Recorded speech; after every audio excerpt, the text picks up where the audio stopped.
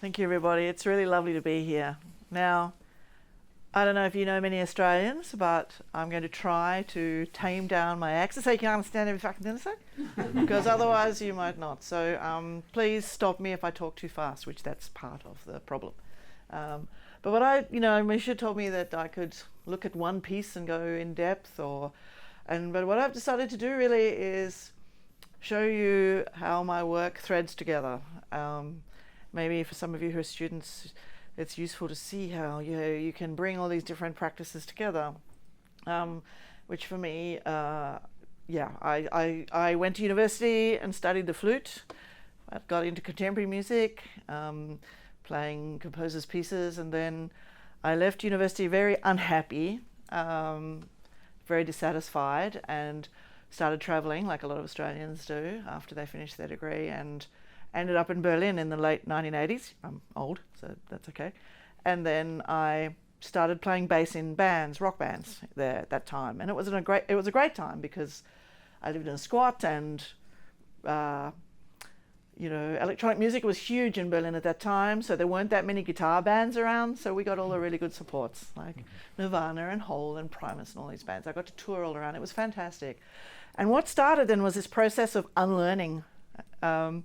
Started to kind of undo some of the things that didn't make sense to me and rebuild again. And when I came back to Australia, I kind of accidentally fell into an academic role, and then I kind of changed again. So that's the kind of arc. But I guess what I'm going to do is talk through, and please stop me as I go if you have any questions, because I'm going to try and fit a lot of things in. But basically, as Misha said, yes, I'm a bass guitarist and noise artist. I played in pop bands for a long time, as I said, but then I came back to Australia, couldn't find any bands, so I just did my own thing and ended up being mostly noise music.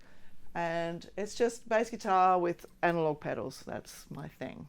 And I do tours, played with KK Null and Merzbau and this kind of thing, just to give you a picture. Whitehouse, this kind of power electronics thing is my vibe. And then from the flute playing perspective, I started to focus on the bass flute mostly. So you can see where I'm going with this, but basically I kind of had this weird journey around and ended up as predominantly a composer now and curator of music. And then now in the university in Australia, like in, I guess, Northern Europe and the UK, this idea of the practice research or artistic research is quite established, and I write a lot of research programs and assess research PhDs and so on. So it's come to define me. My practice, not everything I do I would talk about it as a research project. In fact, most of the stuff on the top there, probably not. But that's changing, and I'm going to talk about that a little bit. So, classical flute player, playing in rock bands, coming back to Australia, trying to work out what to do next. I started writing stuff down for the first time with these kind of text scores. And I wrote a book. I put them all together in a book about 10 years ago. And what I found with this, so my PhD was in infrasound, like the possibility of infrasonic music was the name. I did it in an art school, not a music school, because I didn't want to have to notate music. And at that time, that's what you had to do in a composition department. It's not like that now, but I started because I realized I was saying the same things to people over and over again, so I wrote it down. And then I guess I got kind of interested in having more control over that.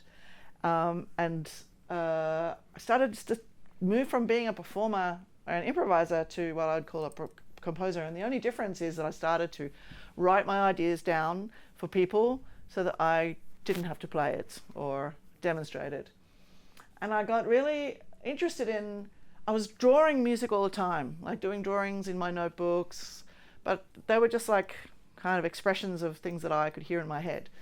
But I realized after a while that it was a kind of notation system, and I had to find a way to, make it work. I'm going to talk about that a bit more later. But basically, if you look at this this famous 5 elements of music that Schoenberg established, and then John Cage kind of changed it to make it like for electronic music, I it's useful for me because I realized I'm not interested in pulse in my music. You know, as an improviser, not really. As a composer, not interested in making choices about pitch. I'm interested in, you know, pitches, but I'm not really interested in melody or harmony, if that makes sense. So I really turned my focus to the other three things, which is like dynamic shaping, color, and, you know, making structures for pieces of music that were flexible but with deliberate designs, not like the kind of text scores. And started thinking about notation as something that describes sounds, but also instructs musicians. So I'm much more interested in instructing rather than like describing things afterwards, which graphic notation is often used for. Maybe a good example is that Ligeti articulation video that was made. It kind of describes it. You can't really play it from that. So a lot of people get mixed up with my music about what the notation's doing. And interactive. So how can scores interact with the performances? And the system I found to do this is animated notation, which I'm going to talk about a bit more. But basically, at the bottom here, it's like a graphic music notation that's dynamic and on the screen. And that's my definition of animated notation. You see there's other ones there. And that's a still evolving area. But basically, it's just like predominantly graphic music notation that's put into motion. And none of this idea about putting graphic notation into motion would not have been possible without this group of suspicious-looking characters, which is Decibel, this group that I founded in 2009 as a way to, we all worked together in the same department, and, well, most of us did, and we tried to play. I thought we needed to play and write music together, and they were very supportive of me starting out as a composer. And together we did a lot of testing, experiments, and as someone who was a young academic, a new academic, this was a really great environment for me because I didn't have to impress the students.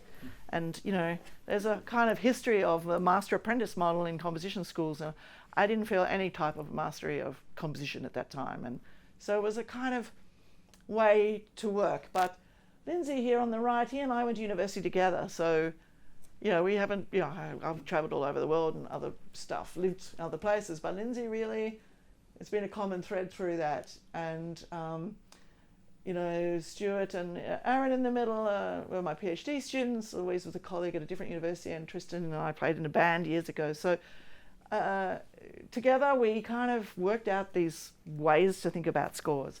And we developed this thing called the Decibel Score Player, which any of you were at Tenor, you would have heard about it, but it's basically a very simple iPad app that puts images in motion. That's all it does. So I make my image on Illustrator or whatever, and then I put it in this app and it puts it in motion. That's the very basic level, but you'll see lots of examples of it. But it also, since we started this project in 2012, it now does a lot more than puts images in motion, but I'm going to talk about some of those things, and I might show you a bit. But basically, the first piece I really tried to write down was this piece called In the Cut. So I'd made this drawing on a piece of paper. I rendered it actually in Word, can you believe it? And glued all the pages together. That's why it looks so crappy. But this is the thing I brought to the first Decibel rehearsal. I said, look, I've got this thing, I don't really know how to play it. I had this idea about the low frequency sound in the computer was not any good, so I wanted it to be on a turntable, very kind of naive ideas I had at that time.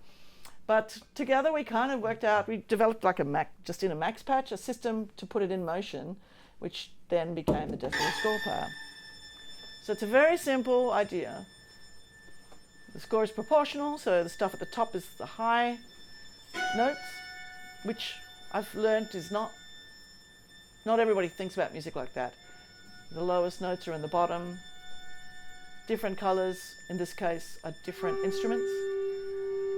And it's a very simple concept of just getting lower and lower and lower as the piece goes through. This was like my first kind of test of the score player, but also putting electronics in the chamber music ensemble.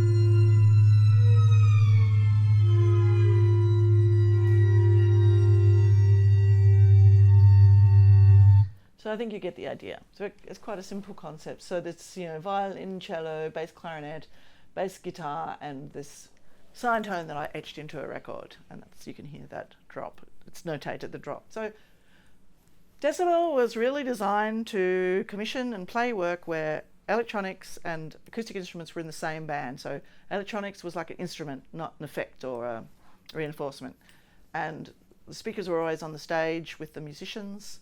And I set about writing for this group, but also commissioning work. And yeah, I guess that's how I got started with composition. And then I was very fortunate to get a commission from someone else, which was a string quartet. I nearly fell off my chair. And so I made them a piece for string quartet and bass amplifiers. And at that time, we were all like really into Max and live processing. So we made this patch which samples instruments at different points in the performance and plays back their sound as a tone through a bass amp, either as a pure tone or a distorted tone. And it re-pitched it, so it's not very clear there, but it's basically in those little boxes is like a range of frequency. So the Max artist, Max programmer person would make this live sampling thing. And my idea was that these also exist as paper scores, but I really wanted to make notation for electronics that didn't rely on any software, if that makes sense. So I didn't want to, this is the max patch for this piece. I wanted it to say, whatever is the element, the program of the day, they can realize this piece. So you can see I'm doing some different things already. So now I have this kind of guide for the musicians, and this came off the feedback I had from my other piece. I'm still networking computers, no iPad thing yet, so all these Ethernet chains and horrible programs like Max Hall, really difficult technical times. But it was kind of like trying to bring my bass playing into my composition in some ways. Let's just drop this in somewhere else, maybe down here. I don't think it's very well synchronized, because these are live performances synchronized with the score, right? It's not, just for demonstration. So it's a little bit behind.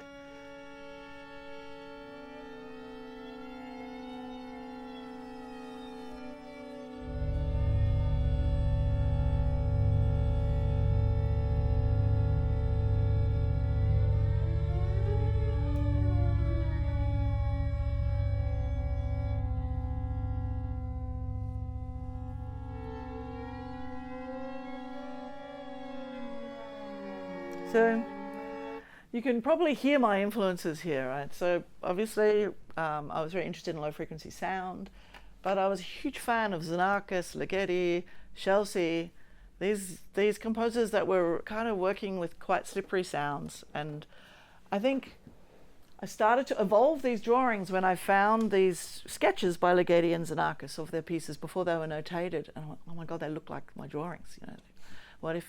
Can these be scores just on their own? And then I saw Chelsea trying desperately to make these long sounds using traditional notation with these ties across 4/4 bars. Well, it wasn't him trying to do that. He had people try to do that for him. But, I was kind of fascinated with these people that were trying kind of to do what I had in mind. But once we discovered this kind of reading system, which looks quite strict and mechanical, and one of the biggest projects is to try and get performers to realize it's not as strict as it looks. I've written like 70 pieces or something in this system. So my project with electronic sound continued, and this piece, this thing you can see at the top here, it's feedback. So I actually wrote this piece with electronics, and then the electronics were feeding back. I was like, this is amazing. So I notated it in. So the idea is that the electronics is a room tone, which is controlled in real time with the musicians. This is one we're doing on Thursday. So you can hear, again, more of these sly, slippery, glissandi things. But later on it's very drony as well. I got kind of quite interested in drone music. in long sounds, not just low sounds. And I started working with a composer, Eleanor Dig, as a flute player, and I really learned a lot from her about how she doesn't notate anything, but she thinks about sounds as this very long form constructs, long form of like unfolding colour, and I really kind of got into that idea. And so in this piece, you can see it's changed again. The grey lines this time are pitch parameters. So the middle is the kind of central moment, and either side. So the idea is that you have to glissando between the middle and the either side. So if it's like on a flute, that's probably a lip gliss, which is a small amount.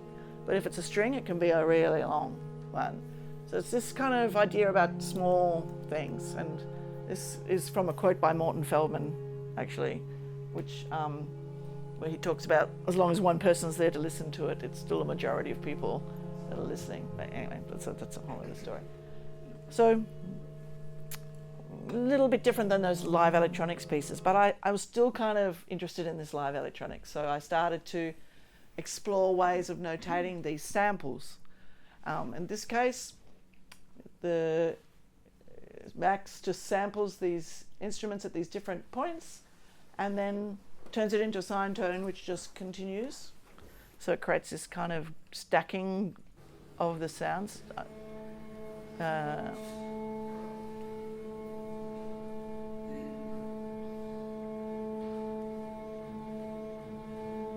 This is a live somewhere. And just setting tones in different speakers around the room gradually, creating like this wall of, well, a very low, warm wall of sound.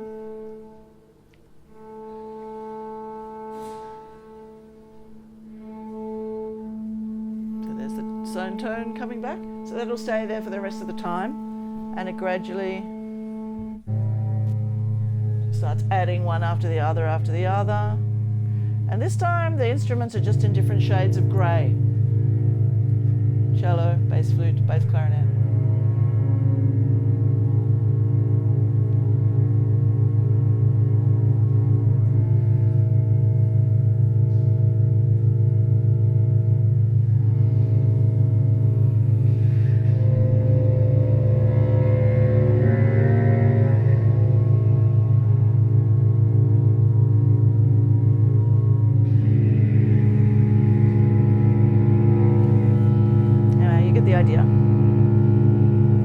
Trying to bring my interest in bass sound into these pieces, but in a way that the computer musician was really part of the ensemble, and speakers were on the stage, we performed together.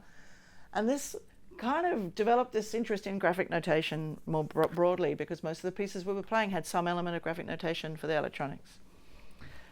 And then I've also been a bit fascinated with the theremin, and it's the ultimate sort of live sine tone instrument, or you can use it for a lot of different things. But I was commissioned to write a piece about Percy Grainger, who's an Australian composer and pianist who I think it basically invented the prototype of this sequencer and probably made some of the first graphic notation in the 20th century. Not John Cage.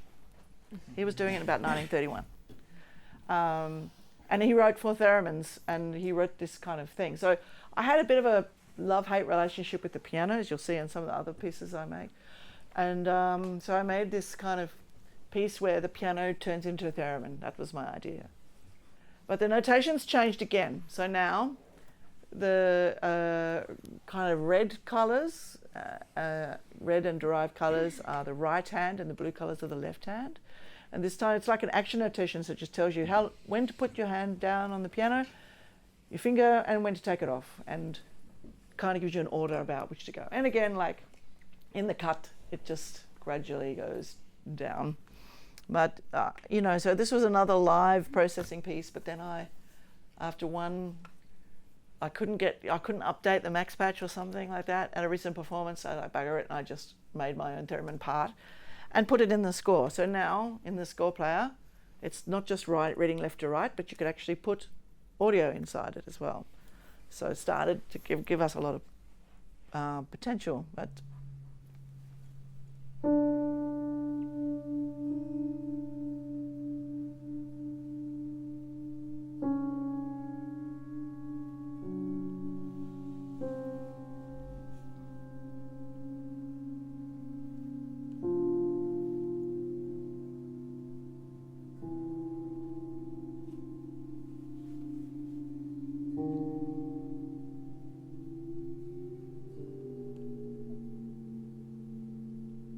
Again, this electronics is spatialized in the space, so it's made to be performed in the round. So the piano in the middle and all the audience around and the speakers around the outside.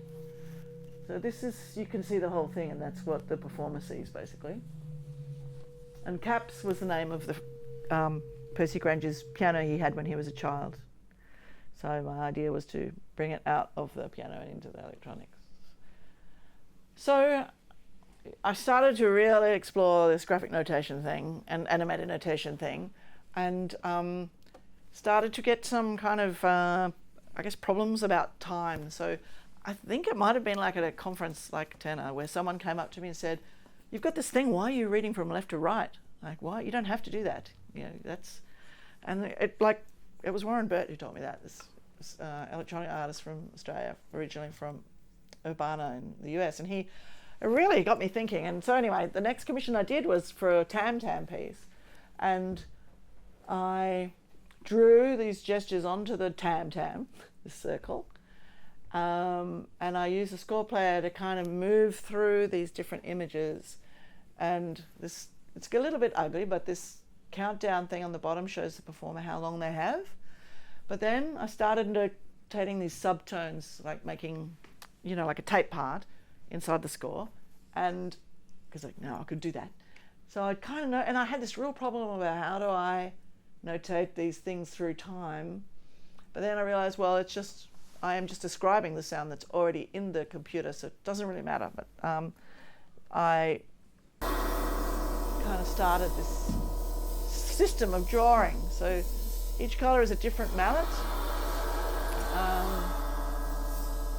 and the performer decides how fast they'll do it, but you can see the countdowns happening, so they know when the change is going to come.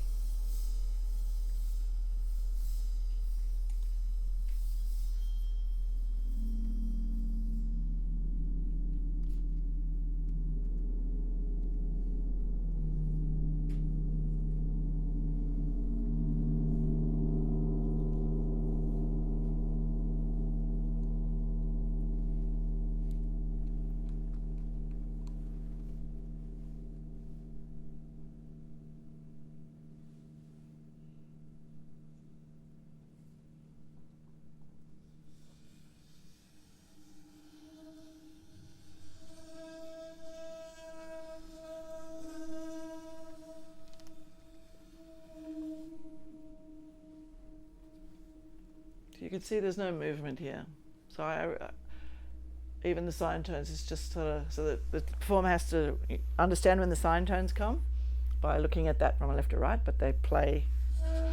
So I was kind of starting to experiment with this exploration of how the score moves in time.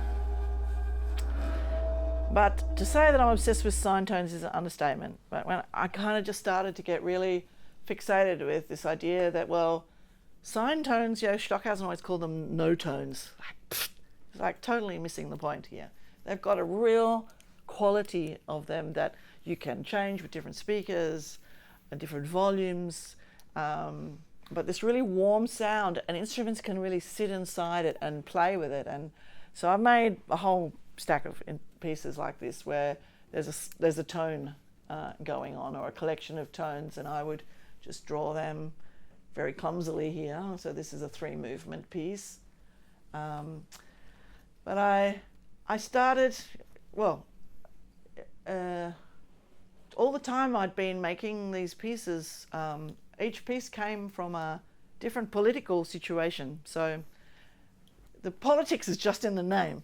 It's not in any sound. I'm not trying to describe anything. But Cruel and Usual, that piece with the bass amps, that was it was a headline from Al Jazeera about children being put in solitary confinement inside prisons because they were so full. Then another, The Shadow of Mill, Mill was the politician in Australia who introduced the White Australia policy, which was the mission in Australia in the 1930s to get rid of non-white people. And so I in this piece, these scrawly stuff, it's like the cellist takes a copy of the White Australia policy and rubs it all over the cello. Kind of like a dang, you know, I'm angry at the Europeans type vibe. I'm trying to get it where there's the paper. Maybe it's around here. Here we go.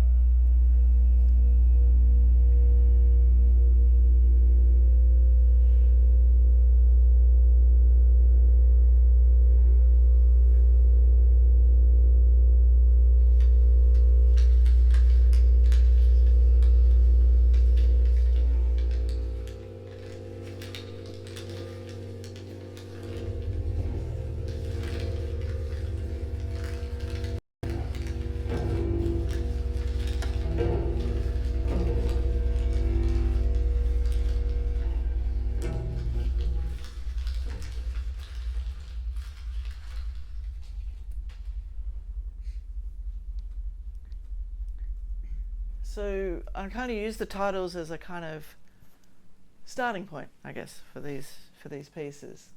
Not all of them, but a lot of them. These were my kind of first explorations into activism in my music. Not very active, not very proactive, but kind of like hinting, and it started something which I'll talk about a bit more later. And then I got approached by an art gallery to show my scores. So I never show the scores in my concerts. I did it the first time with that In the Cut piece, and the reviewer wrote, "So exciting to see Guitar Hero for Mozart." How's that? I didn't like it, but anyway, anything that we talked about was this score and how I worked out what's happening, and it was really great to follow along. I was like, I don't want anyone, it's not like I don't want people to follow along. And the scores are not pretty. I don't think they're very pretty. They're just a system. So getting approached by an art gallery, it was a very big commission fee. I was like, yeah, okay. So I made this piece that was a kind of experiment in writing for a bass. I had this bass orchestra called the Australian Bass Orchestra. It had come out of that text thing I made, Albasada, which was 30 bass guitars.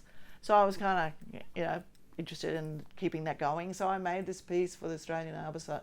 Albasada was a group, and this was I ended the group with this piece, and they printed the score on the building, and we all stood in the middle of the building and played it, sort of thing. But it's just like a score for improvisers, really. It's the rule is any instrument below middle C can play, and they're not allowed to play ever above middle C. That was the proposal. People did whatever they wanted in the end, but that was what I was trying to get them to do.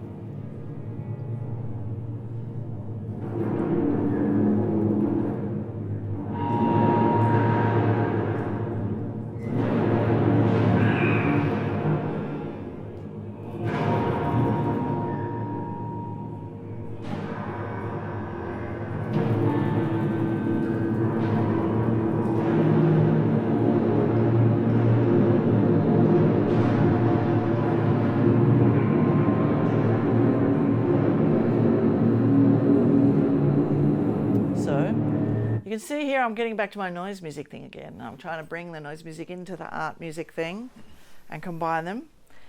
And this Caps Freed piece I showed you, it's a little bit out of time because it was later than this. But before that, I really didn't like the piano. It kind of represented everything I hated about art music. It was tonal.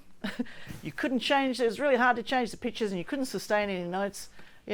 I obviously worked out ways to do this as I settled down and became a little bit more nuanced about my approach.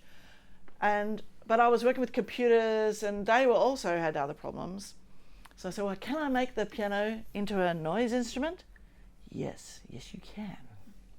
So this is for Disclavia and Live Pianist, both on grand pianos.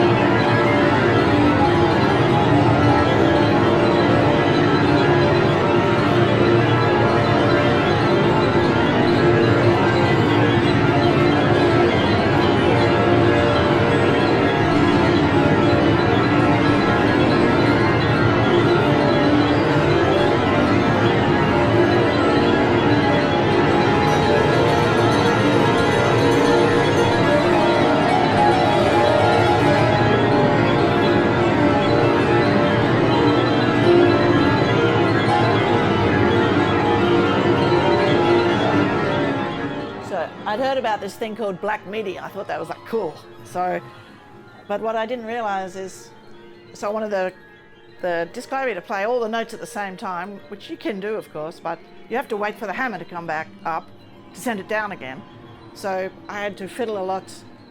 But basically, both the computer and the person, the human, I didn't write that, the person are both reading the score.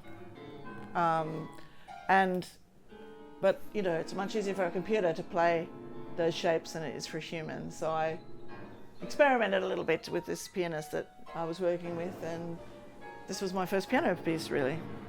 And yeah, I have a lot of fun with this, even though the disc clavier, you know, we have some problems with reliability because it overloads the disc clavier very quickly with all the note messages. But anyway, it was a lot of fun to do it. So started, you know, really experimenting with what's possible with the scores. So here's another countdown score. This is a percussion piece where, you know, percussionists drawing these shapes. You know, obviously that's one single thing, but different dynamics come up. The piece comes up in different orders. You know, I spent a lot of time fiddling with the score player and making different types of scores. And this was all happening within my group Decibel. We were all, you know, we had Max programmers, sound engineers. Then we found out the viola player, who was the most conservative in the group, was a C++ programmer. And one time I think we were touring through Italy or something, he said, "Oh, you guys with the Max programs, what a load of bullshit. You know, you should be doing this on an iPad or something." And we were like, "Oh, yeah." He said, "I can do it." And so he wrote this program. And we just kept working together to make all these different scores. And, you know, my colleagues all worth checking out their scores as well.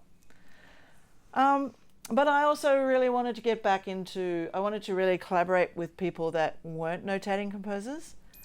And this is a piece with a French musique concrète artist, Lionel Marchetti.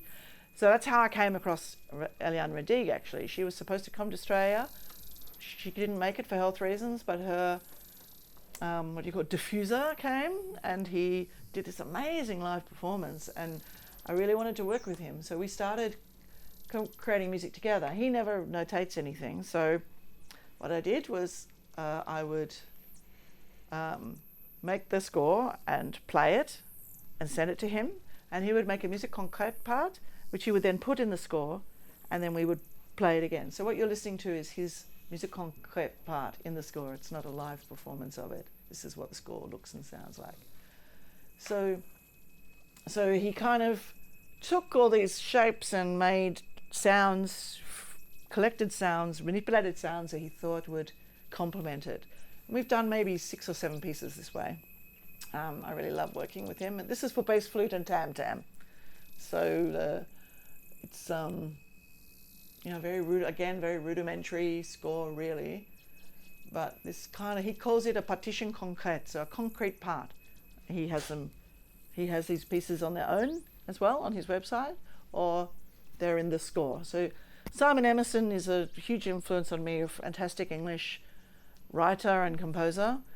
He coined the term superscore, which is, he saw in the future this possibility of the superscore, which would be scores that have more than just the notation, but can include instructions and sounds and programs. And so I was really started to think about my music as these, my notation is this kind of superscore. But yeah, Lionel Marchetti's music is really, really, really beautiful. I recommend you check it out. And so when you play this, you really play with the partition concrète. You work inside it, and it's quite a different way of reading a score. You kind of auditory score and visual score in a way. Yep. And then I started working with dancers, and I got this idea that maybe there's a gestural quality to the music that I was making and these scores. So I started, I made some experience working with dancers. And then this piece, it was a present for someone, and so I took these photos of her, the dancer, and her hair, and I traced over her hair and her hands, and I kind of dislodged them from the from the photos, and there's the pink subtone again. But here's a video of it. It's like a 20-minute piece, but we did this project with Decibel where we made 2-minute compositions during COVID, because you probably know in Melbourne we didn't go anywhere for a long time, and so we busied ourselves at home making crazy things like this. But in this one, in Perth, they could at least be in the same space together. We weren't able to do that in Melbourne. But the border inside Australia closed, so we couldn't go to Perth, they couldn't come to Melbourne, and anyway, here they are performing the piece with the score kind of superimposed over it. So this is, I guess, a film. Like, I made a kind of music video of this piece.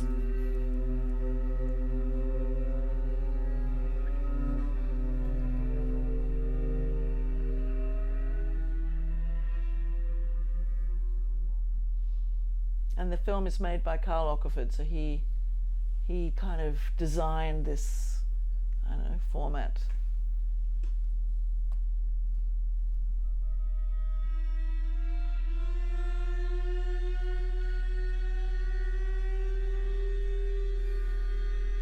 But again, I think you get the idea. And I started trying things like playing other pieces with dancers. And this is my wonderful colleague, Iran Sanadzadeh, and she has these pressure-sensitive floors. So she plays, this is that piece from before with the feedback, and she's like reading the score on the floors. Quite hard for her, I think. Anyway, you don't hear my shitty flute playing. And another thing that came out of this time was telematic collaborations. So because a score player, you can network all the iPads together, you can network them over the internet. And with, I think we did our first experiments in Hamburg in 2016 or something. And yeah, we worked out a way. So basically everyone is reading the same score at the same time. And so I made these pieces which were kind of designed to welcome the latency problem. Rather, you know, because I don't know, I'm sure you all did it over the COVID times, but it's fucking miserable playing on the internet, like trying to play, you know, Schubert or whatever. So I tried to make this, you know, I was working with this guy called Anders Lind, and he introduced me to these papers about latency friendly. Oh, wow, this is a really good idea. So I kind of started making these pieces where they're kind of approximate and cloud-like, and I'm a big Morton Feldman fan, so I kind of made these pieces where people could play over the internet and listen to each other, but not feel disadvantaged by this latency, but actually play with it a little bit in the piece. And of course, you know, Tectonics had commissioned me for this big bass guitar and orchestra piece, which of course I couldn't do. So I made this piece for them instead, and they played it as a projection-y type thing. And you know, I did a few of these during that time. I got Aaron to make this kind of disco score, which trying to get the score player to do different things, and this was for a group called Chicks on Speed, which are kind of like a poppy, noisy performance thing, and I really wanted to embrace, yeah, the spirit of their playing. So this would happen in this end section here. But again, try to create works where you don't have to be super precise. And then this led to stuff once the world was open again. Like The Drift, which is a piece, it's a reference to Scott Walker, who's my absolute favourite singer-songwriter, which was between Sweden and Germany, and you had I had a contrabass clarinet in Berlin and a contrabass clarinet and viola and percussion in Sweden, and you know, we kind of did this cool thing, I think it's cool, where we they were wearing these tactile wearables, and we got the tactile to drive the score. So when they move their arm, the score goes up and down in that way. You can see it moving around. So it was kind of like a bit of an experiment on getting other things to drive the score rather than me, or going back to this interactive thing I mentioned earlier. And then I kind of started to get much more into this political aspect. I was writing about gender in music. I'd done a keynote about electronic music, women in electronic music in Australia in like 2017 or something, and I got a lot of pushback from that, and not just from men but also from women coming to me and saying, I did it because I'm good enough. That's why I got opportunities. I don't want quotas, or I got all this stuff, and I started to get really interested in women and in music, and I published this article where I said, I looked at different contemporary music ensembles in Australia and said, you didn't program any women for a whole year. Of course, I never got commissions from those groups, but they started commissioning women after that, so it was worth it for that. But it was quite strange because I actually didn't realise how bad it was until Australia got their first female Prime Minister, Julia Gillard. Some of you might know about her. A lot of people have made music around her, but she was treated really badly, and not just in the Parliament, by the public and by the media. And I guess I'd been very comfortable in Australia, thinking that actually it's a pretty egalitarian, open-minded place. But actually I realised it wasn't. And I looked at my career, and a lot of things that I'd explained away as not being good enough probably had to do with something else, maybe. And so I got quite active in this space. And when I became head of the music school at Monash, I introduced quotas, very unpopular. So everyone in their final recital had to play one piece by a woman, but things did change. So the lecturers, they had to find these pieces.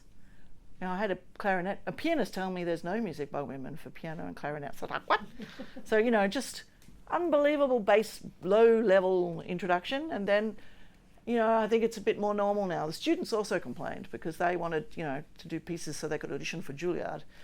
But in the end, I think it helped. But it was very drastic and a little bit painful for everybody, women composers included. But ultimately, anyway, so I started working with women in my music as well. And this one, I met with some women from Afghanistan because we had one of my PhD students was Afghani, and he started a music school in Afghanistan in this in-between period between the Taliban. There was this period where the Taliban went away.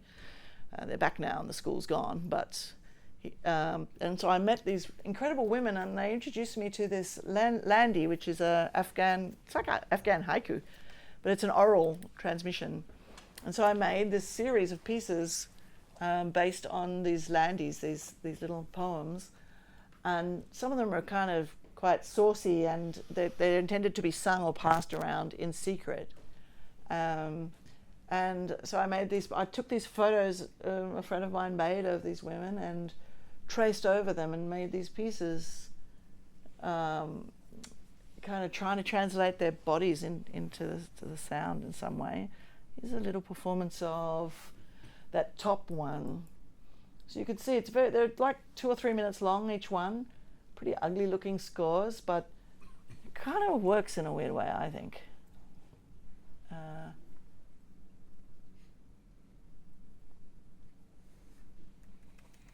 I call. So I'm a little bit obsessed with AM radio static. That's in a lot of my pieces. So the singer, she has the AM radio on her chest, and in this piece, this Landi was sung over the phone to a radio station in Afghanistan, and when the woman's brothers found out, they killed her. So this is a dedication to her, and I use the radio in the piece for that reason.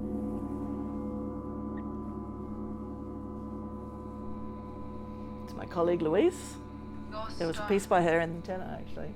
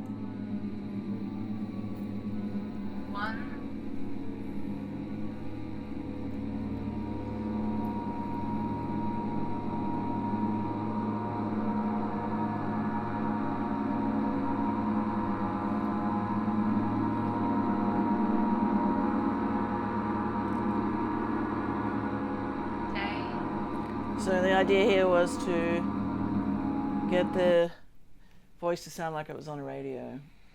Oops. And anyway, so she's a pop singer actually, that artist there. And this came about because I started to realize that this notation could be read by any musician. And people with some sense of musicianship, so they understand ensemble playing and pitch relationships. And so I undertook my biggest project, which was my opera, Speechless. And this is the score for it. It's about 30 meters worth of music, which that's some of it there, not all of it. And in this piece, this, as you can see, it's before that Muscalande piece, but I traced over. This is a piece about children refugees. Now in Australia, if you try and get in through on boats basically, because if you get in through illegally on a plane, you probably don't have that many problems. But if you try and come in on a boat, they put you in detention until they can prove that you're a refugee, like a true refugee, and that can take 7 or 8 years sometimes. It's really bad. And children were in these prisons for this time. And when this was there was a report about this called the Children in Detention Report. And when it was announced in Parliament, the right-wing government at the time just threw it out as a kind of left-wing propaganda thing. And this is when I really go, okay, how can I activate my composition as an active resistance, you know? And so what I did is I made this opera. I got a whole lot of these drawings of children in detention, and I traced over them and used them as the base information for the score. And then the orchestra plays the score, and the singers, all the colours are taken from the children's drawings and photographs in this report. And I made it for the bass orchestra, which is just, again, all the instruments have to play below middle C, about 40 different instruments. 4 soloists, not only one of them an opera singer. All the others were like pop or folk singers. So I think in this there we have a metal singer, a Chinese opera, traditional Chinese singer, and a Persian singer, and a Turkish singer, and a Argentinian singer, and a kind of Windrush generation opera singer. But yeah, no, I guess for me this was my, when I started to really acknowledge my legacy, my lineage as a Western music composer. And the choir is made of refugees. So I work with the choir. In Australia we had Indigenous, which are the original refugees in Australia, sadly, who are kind of refugees in their own country. And I'll take this moment to acknowledge that all this work is made on the land of the Kulin and Noongar nations in Australia, who, Indigenous groups whose land was never, their rights were never recognised. So acknowledge, and if there's any Indigenous people here today, I welcome you. But, it's a bad situation in Australia for a lot of Indigenous people, but it's changing and things go up and down. You probably heard on the news about a recent down, but I think things are gradually we're rebuilding a little bit. But anyway, I started, I'm basically using serial techniques. I'm using theme variation, I'm using inversion, I'm creating themes and reproducing them and manipulating them, and I realized that actually my approach to graphic notation was not dissimilar to more traditional forms, and once I kind of went with that, everything got a little bit easier for me. But anyway, there's me in it's just the scores on the wall. I made some quite serious adjustments. But anyway, this is kind of like what it looks like in let's see if I can find a bit that's interesting inside the opera. This is the score with the live performance. Oh, there's a good. I'm trying to find a good bit. That's not a good bit. Oh, so this section.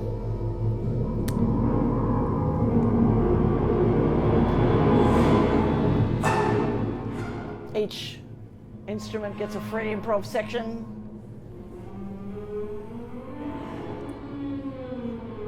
I had some notes about where to drop it in, but I can't remember. Okay, here we go. Oh. So, what the opera does, it brings in all this stuff I'd been doing all this time. Noise, music, bass tones, using this percussion notation I'd kind of developed over time, the live sampling, intersigned tones business.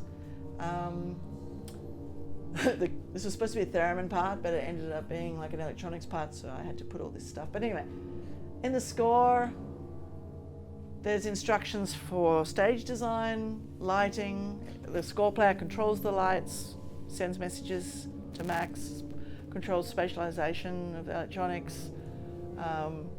It's really become this super score thing, which can control many things. I'm not sure if I wanted to control all the things after the experiment, but it was an interesting experiment.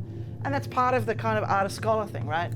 It's trying things to see what it can do, which is different than making art for just aesthetic sakes. I think this work kind of sums up my persona as a composer and an academic. Anyway, there's no words in this opera, as you kind of figured. It's all, but there's vowels that they sound, and if you go, it's an hour and 10 minutes long.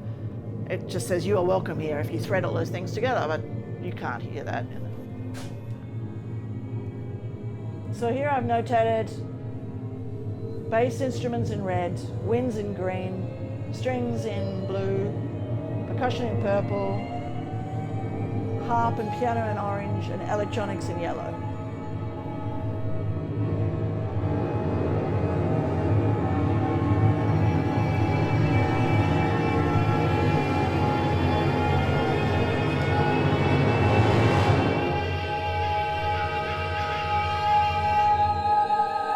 Is the opera singer?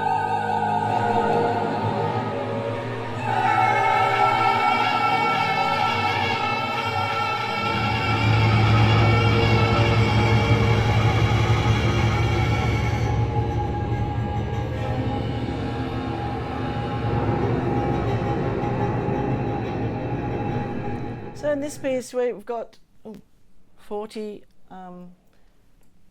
musicians, low strings, low brass, low winds, harp, piano, percussion, two percussion and a drummer, two percussionists and a drummer, and two bass guitars. And just because I'm a sucker for punishment, I actually directed it as well. And here's a little excerpt of the first premiere, just to give you an idea.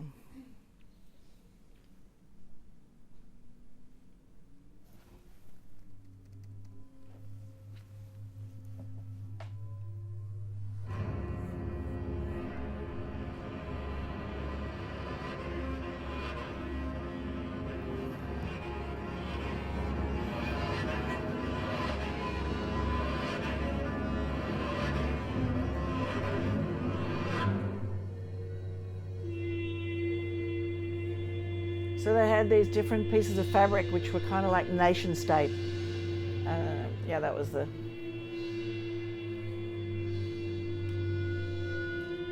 So Karina is this amazing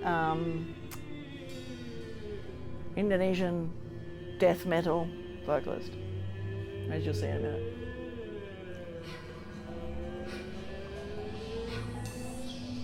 And there's Aaron White, he's an indigenous conductor and programmer in the band.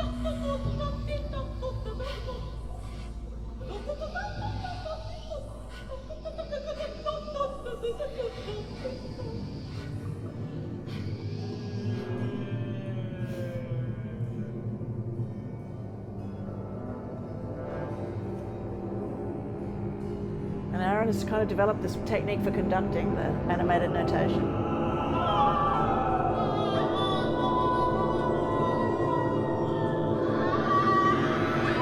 This is a different production, different choir. It's a refugee choir.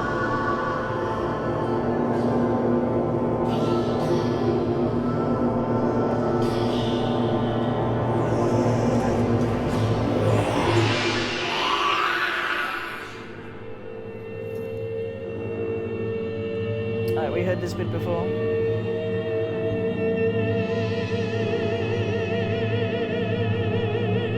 Anyway, you get the idea. So then, when I kind of got into this, kind of acknowledged that, I wasn't actually that crazy, weird, experimental, and I was actually just doing what a lot of my predecessors had done, but in a new, different style. I started to get I was kind of interested in homage, and this little excerpt of the Chelsea scores that I was describing before about this struggle to kind of notate these ideas, and for those of you, you might be familiar with Chelsea. He's an Italian composer that composed by improvising. So he would improvise live to this instrument called a ondolina. It was like a keyboard. And then he would record it first onto LP and then to tape, and he would give it to someone to transcribe, and that transcription would come back to him, and he would work with the composer on it. And I was really interested in this concept of transcription and memory, and he wrote this book called Sonia 101, which is a really odd book, collections of writings, and made a big impression on me anyway. I kind of started to experiment by trying to emulate him or maybe the processes. So you can see this is kind of similar to that other piece, the draw piece, but the difference in this one is that the tones start to move and shift. So it kind of sounds. I tried to make a notation that Chelsea would have suited his purposes, I thought. Anyway, I'm getting to the end now. That's it, I can't even look at that, so bad. Okay. And then recently, on the homage thing, it was Ligeti's centenary, huge influence on me. And then, nothing was happening in Australia. It's like that guy never existed. And so I made a kind of homage concert, and I actually thought no one would come because no one seemed to know who he was much. And so we played Volumina, the famous organ solo, and I put it in the score player, so it made it easier to play. And then I made this piece Voluminum, and I put myself in there as a guitar player, but it's really cool, huge organ in Melbourne. It's the biggest organ in the Southern Hemisphere. So bass guitar, harp, and percussion, and I'll just show you a little bit with the score. I don't know, I just have to drop in some random spot. Hang on. But in this time, I showed the score at the concert. So, because it was aimed, I kind of said, well, get guitars. I'm going to get a lot of rock people here. So I decided, and so I really tried to clean up the score in a way, and I made a version of the score that was somehow not exactly accurate, but it took out a lot of the kind of details, which how I did that. And so, this red is the guitar, the blue is the bass, the pink is the organ. So the organist had 20, so Charlemagne Palestine style organ playing, had 20 lead weights, 30 lead weights that she would gradually put on the organ. But what I didn't see coming was that it just became so loud, like the organ, that even my bass noise playing struggled to get over the top. It was pretty full on, but it was really great, really super immersive. And again, I don't know, it was like a homage not just to that piece by Ligeti and to Ligeti himself, but also to the organ, which is an incredible instrument. I love it. I want to do more with the organ. But you have all this drone and whatnot that was in the other stuff. But I'm just going to show you the score and the score player. Hopefully I am. I reckon I am. Finish up. Mm-hmm. So this is the end. Oh look, it's 7:10 already. So this is the Voluminum score, and that's the kind of public view, and then this is the artist view, and you can see your own part highlighted if that's what you want. That's how the score player kind of works, and it's like a free, it's a desktop application. You put your image into the score, and then we made you can see here lots of different styles. You can make this playhead shape whatever you want it to be. So here it is, just like a this piece, a beautiful piece by Bogan's Nolista, where she made this ring instead of a line, and the image falls into it. It's really beautiful what other people can do with it.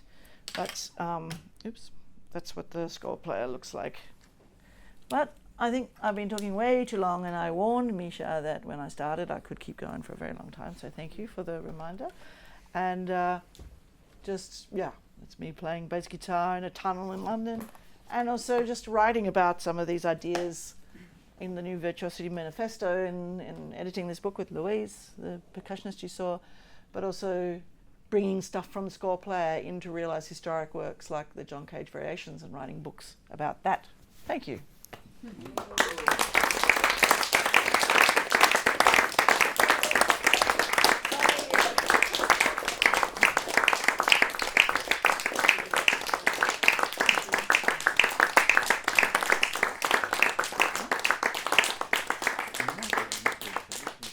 Do we have time for any questions, or I blow it? Yes, we have some time for questions, and please, that's the moment to ask.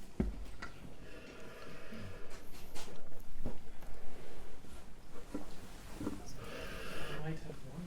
Yes.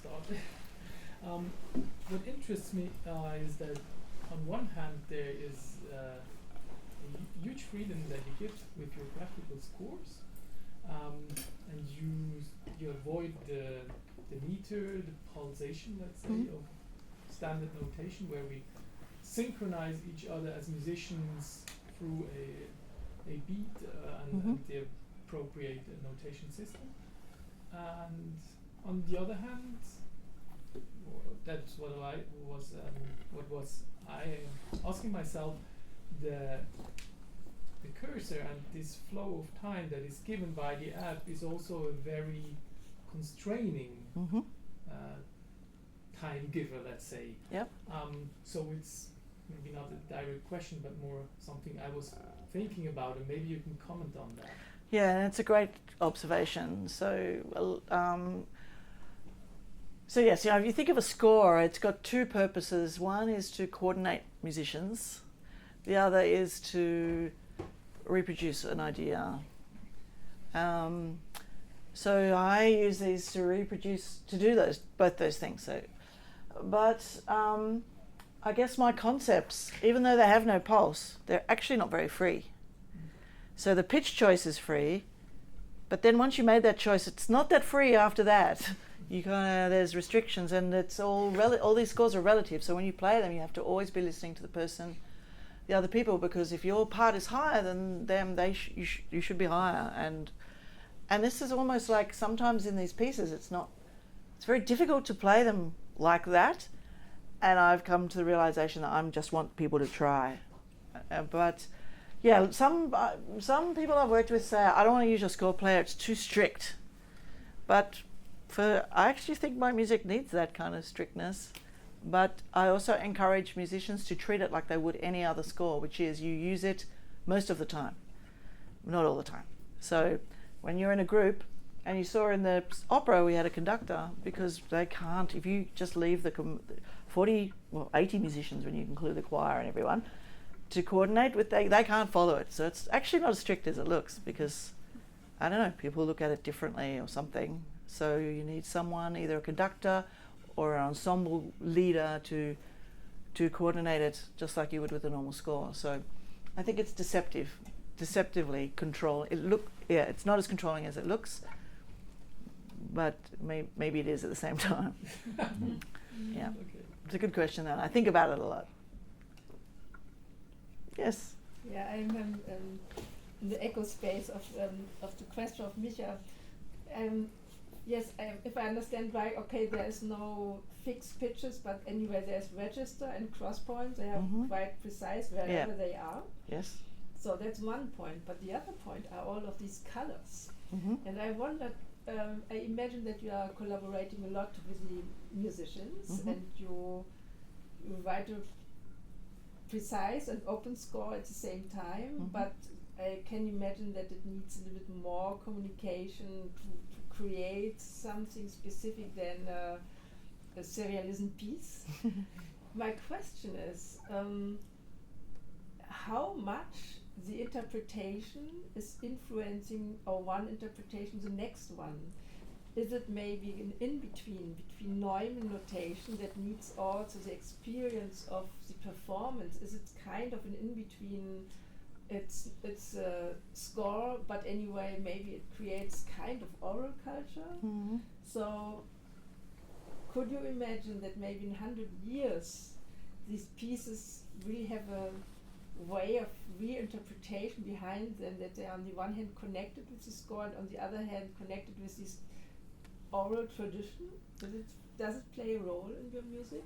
And in your Well, the reason I make the hard copy scores is because all the idea is there. So to read it, you have to put it in motion. But now I've got this group of friends and musicians, and we make this score player, but maybe that won't last long, I don't know. But I still want the scores to be there.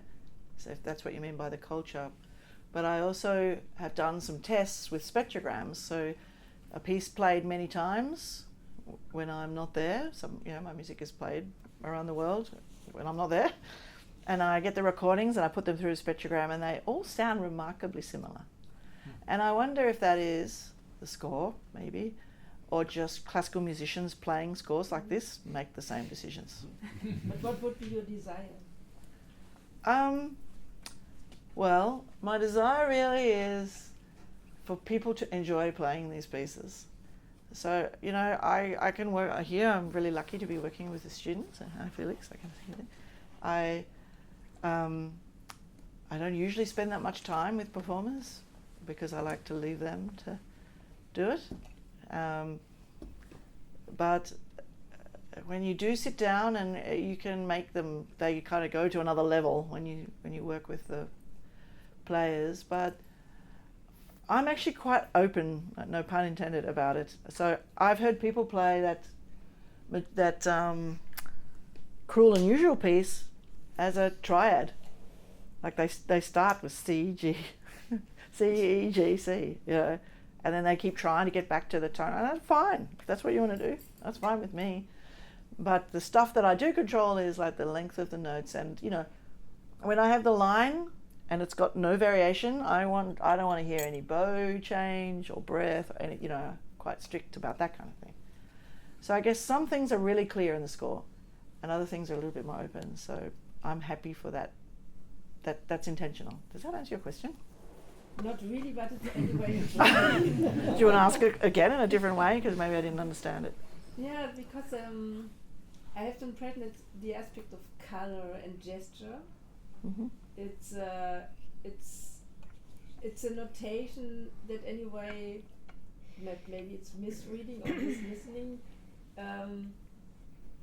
create another imagination. So there are some contemporary musical score, you just have to do what there's written, but you don't have to introduce your own imagination. Mm-hmm. So it's a little bit irony what I say, but anyway. And I have the impression it has a lot to do with perception of space, with the phenomenon of listening to the others, and with the question which color. Yeah. So for example, the singer in the opera, it was a very special color, and that means in a way that I imagine between interpretation and interpretation there's another open space in between reinterpretation and reinterpretation from Kreuzspiel from Stockhausen. Yeah. And my question was, is it kind of your idea that it creates also history of listening, which creates a history of performances, which I identify more with oral culture, and we all know that also oral culture developed notations, but more open notations. So that's my question: is there a link to these traditions in Japan, maybe, or the Gregorian chant when one day they tried to write it down? Yes, well, definitely. And I spent a lot of time looking at those. I spent a lot of time looking at Renaissance Ars Subtilior, and these. They were very inspirational for me, that were using colour. Like, colour was actually in music scores before. The printing press got expensive to make colour, and that was it. And now here we are with computers, and we're still reading black and white on a PDF. I just can't believe that. That's why I'm so interested in tenor, because what's possible? There's so many things that are possible with notation. We've got amazing DAWs and electronic effects, but scores are still like notes on a page, give me a break. So I'm really interested in that, in developing that. But going back to the colour, I first started just making colour because, whatever. I just wanted them to look different enough that people could tell where, if you have yellow, it's really hard to read. If you have orange and yellow together, people get confused. But then I started doing colour sampling, taking colour from photos, like in the opera.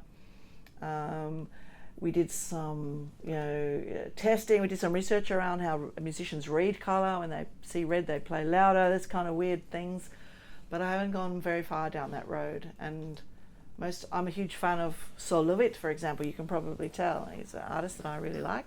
And the kind of aesthetic is somehow hung around. So if I said that everything is just about the notation, it wouldn't be completely true. So I think I'm not exactly sure what you mean by oral culture, but I guess yes, I'm part of that trend, or that I identify with that. And I want musicians to make more. I don't want to decide everything for musicians, basically, but there are some things I really, they're my pieces. I have this kind of aesthetic, so even if those people play the triad, it'll still sound like my piece. So I kind of hold on to that a little bit. Yeah. There was one question. Oh, yes, Philippe. Yes, you partly answered it already. Well, first of all, thank you for your talk. It was most inspiring. Thank you, Philippe. And you say in the beginning that you are not interested in pitches or pitches per se, yet. The first examples you showed, the decibel piece, the string quartet piece, you had these very clear lines. So this piece, I would say, from a listener's perspective, pitches are very much the parameter that is in the foreground. So, but as I understand, they seem very well chosen. Yes, that was my that question. struck me too. You delegate the choice of pitches to the players. And is it really so that you are not interested, or is there an agreement on a specific kind of harmonic language? You mentioned the triad, so you. That wasn't my idea. Yeah, So, that's his idea. Or do you embrace the contingency in that, or do you rehearse these pieces and tell them, oh, no, don't play this? Well, I started notating because I didn't want to be at these rehearsals. I actually don't like rehearsing, so So look, there's a few answers to that. So in this one, you can see each musician starts with a pitch, and they'd complain that when it goes past the playhead, they couldn't remember where they were anymore. So I made this grey line to remind them of their first pitch they chose. Okay. Right? Because otherwise, because the score goes away, right? You can see it all here, but they don't. That's all they ever see. Performers never see the whole thing. They only ever see a little window. So that's what I did there. And they're supposed to, this bit here, you can see here, this should be higher than, the cello should be higher than the viola there. And then, but this should always be, there's these like relationships which are almost a little, that one's okay, but musicians have to kind of, so some of them, I've caught them writing the notes on it. Caught them.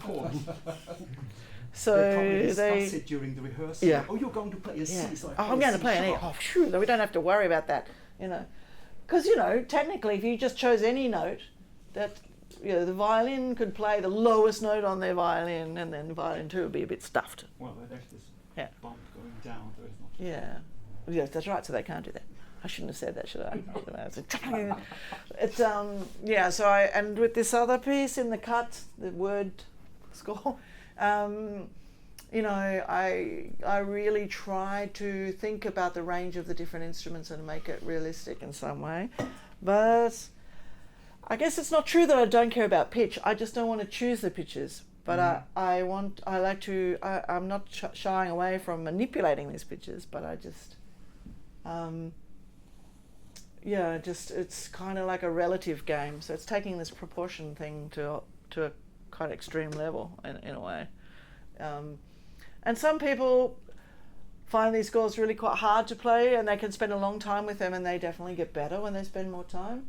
Other people, they just like to just try it and see what happens. It depends on the group, really. Mm. And with the Speechless, the orchestra was made up of pop, jazz. I mean, I've done projects with Chinese musicians, and I find that they read these scores much more accurately than Western musicians do, because they don't I don't know, they don't have any expectations or something, I don't know. And that's a project I'm looking at now, is, I really believe in score reading. As an improviser, I love playing improvising music, but I love reading scores with people together, and I want to keep that alive.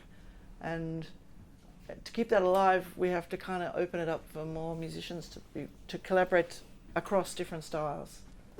And they don't carry this same pitch baggage that us Western art music people do, in the same way anyway. Yeah. Does that answer your query? But also so I started writing music like this in 2009, so these are very early experiments, and I've learned a lot, and I think now my scores are a lot more robust, like more accurate, like really what you see, it's really clear what you have to do. I think here it was still a bit more loose. I think, are there any other questions? No? A short one? Do you write any instructions? Yes, I do. So in the score player, there is